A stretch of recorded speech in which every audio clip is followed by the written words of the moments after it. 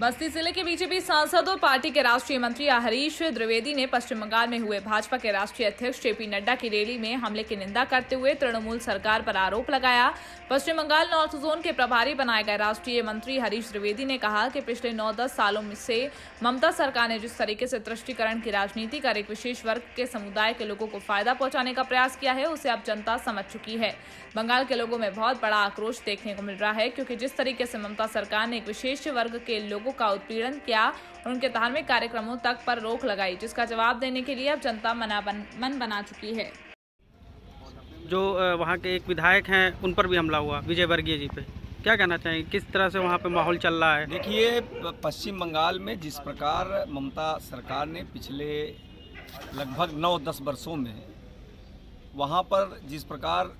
तुष्टीकरण की नीति के तहत एक विशेष वर्ग का उत्पीड़न किया है, एक विशेष वर्ग के धार्मिक कार्यक्रमों पर प्रतिबंध लगाने का काम किया है, उसको लेकर के बंगाल में बड़ा आक्रोश है। कहीं न कहीं बंगाल में ममता सरकार ने बांग्लादेशी घुसपैठियों को वहाँ पर एक विशेष समुदाय के लोगों को प्रश्रय देने का काम,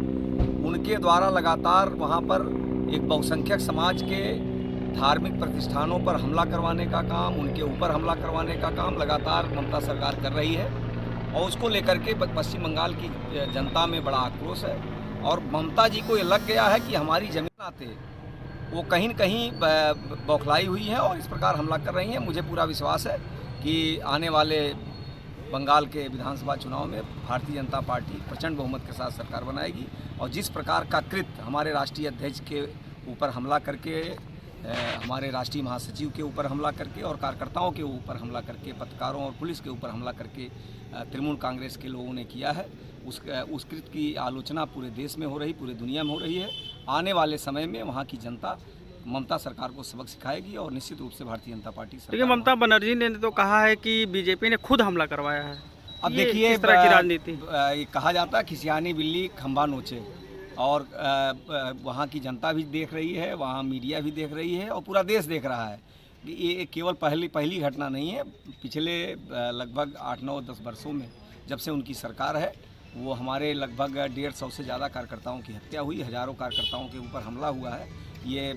लगातार हो रहा है और कहीं न कहीं आज पूरा देश देख रहा है और इसकी आलोचना हर समाज के लोग कर रहे हैं। क्या ये जन आक्रोश जो बंगाल का है वो बीजेपी को फायदा दिला पाएगा इस बार चुनाव में, लगता है आपको? निश्चित रूप से वहाँ पर ममता सरकार के खिलाफ और ममता जी के खिलाफ बहुत आक्रोश है और आने वाले समय में पूर्ण बहुमत के साथ भारतीय जनता पार्टी सरकार में। आपको भी बंगाल का एक हिस्से का प्रभारी बनाया गया है, तो किस तरह की समस्या और से जूझ रहा है बंगाल? मैंने कहा वहाँ पर